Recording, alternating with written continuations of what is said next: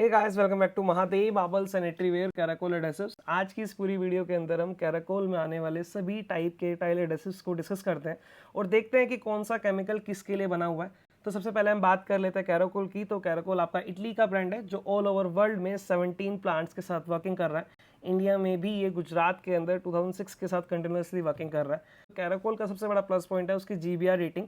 आप इनके किसी भी कैटलॉग को ओपन करेंगे तो इनकी tensile strength, shear strength, slip resistance और उसके बाद ट्रांसवर्स डिफॉर्मेशन के साथ साथ ही ग्रीन बिल्डिंग रेटिंग पे भी काम करते हैं। इनके केमिकल से निकलने वाले इमिशंस के अंदर जो हार्मफुल इमिशंस है, जो अपने ओजोन लेयर को, अपने ग्रीन एनवायरनमेंट को डिस्टर्ब कर रहे हैं, उनको भी ये कंट्रोल करते हैं। तो एकमात्र ऐसा केमिकल जो जीबीआर रेटिंग पे भी वर्क कर रहा है तो वो है कैराकोल। तो कहीं ना कहीं इसके बारे में डिस्कस करना भी बहुत इंपॉर्टेंट हो जाता है। हम बात कर लेते हैं इसके आने वाले 5 ऐसे कैटेगरीज की तो जनरली जो हमें यूज़ करने को मिलते हैं और जो जनरली हमें देखने को मिलते हैं। सबसे पहले हम बात कर लेते हैं इसकी बायोटाइल की। बायोटाइल बेसिकली C1T ग्रेड का केमिकल है जो पोर्सिलिन टाइल्स के अंदर यूज होता है। अगर मैं बात करूँ इसके टेंसाइल स्ट्रेंथ की तो 1 न्यूटन पर मिलीमीटर स्क्वायर, और मैं शियर स्ट्रेंथ की बात करूँ तो 0.5 न्यूटन पर मिलीमीटर स्क्वायर की ये स्ट्रेंथ देता है।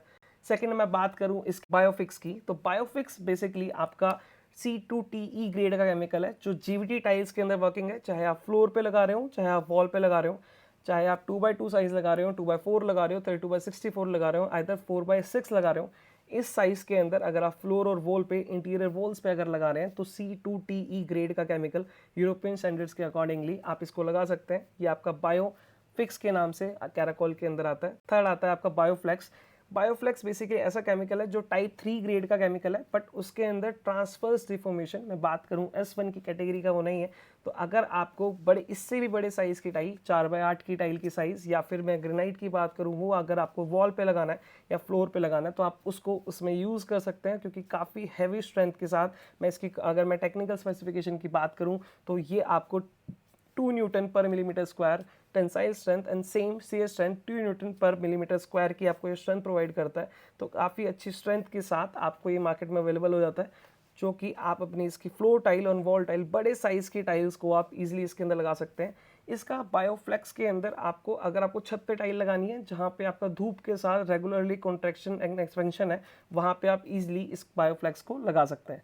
फोर्थ आता है आपका बायोफ्लेक्स S1। तो same as it is Bioflex and Bioflex S1 है, बट S1 आने की वजह से आप इसे एलिवेशन पे लगा सकते हैं, एलिवेशन की टाइल पे लगा सकते हैं, जिससे आपकी टाइल्स का गिरने के चांसेस कम हो जाते हैं। और ट्रांसवर्स डिफॉर्मेशन, बेसिकली बात करें तो दीवार पे टाइल की चिपकने के बाद उसके रिवर्स डिफॉर्मेशन की जो कैटेगरी है वो कहीं ना कहीं कम हो जाती है और अच्छी ग्रेड के साथ ही निकल के आता है। फिफ्थ केमिकल है आपका H40 कैराकोल एडेसिव, जो जनरली काफ़ी ट्रेंडिंग के अंदर है, क्योंकि एकमात्र ऐसा केमिकल जो टेंसाइल स्ट्रेंथ की बात करें तो 3 न्यूटन पर मिलीमीटर स्क्वायर की टेंसाइल स्ट्रेंथ, 3 न्यूटन पर मिलीमीटर स्क्वायर की शियर स्ट्रेंथ और ट्रांसवर्स डिफॉर्मेशन 2.5 मिलीमीटर से ज़्यादा का आपको ये प्रोवाइड करता है। ये basically no limit no heights की कैटेगरी के अंदर आता है कि आप इसे, अगर आपको सीलिंग पे भी टाइल लगानी है तो जनरली इसे आप लगा सकते हैं। इन सभी 5 कैटेगरीज के अंदर कॉमन सिर्फ ये है कि आपको जो यूज़ करना है ये केमिकल्स, वो नोस्ट्रोल के साथ यूज़ करना है। 9 mm थिकनेस से ज़्यादा केमिकल का बेड नहीं देना है, जिससे आपकी केमिकल की कॉस्टिंग भी बचेगी। सेकंड, आपका जो स्ट्रक्चर है वो स्ट्रॉन्ग भी होगा। तो ये था हमारा कैराकोल टाइल एडेसिव्स की प्रॉपर रेंज, जो 5 रेंज हमने डिस्कस करी, जहाँ पे हमने पोर्सिलिन टाइल्स के बारे में, हमने जीवीटी टाइल्स के बारे में, हमने एलिवेशन के बारे में, हमने रूफ के बारे में और complete no limit no heights वाले केमिकल्स के बारे में डिस्कस किया।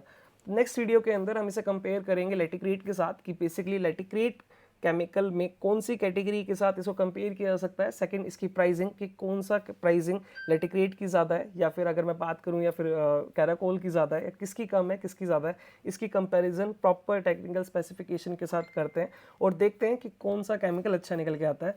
फिलहाल इस तरह की वीडियोज़ को देखते रहने के लिए चैनल को लाइक करें, शेयर करें, सब्सक्राइब करें। तब तक के लिए thank you so much, bye bye.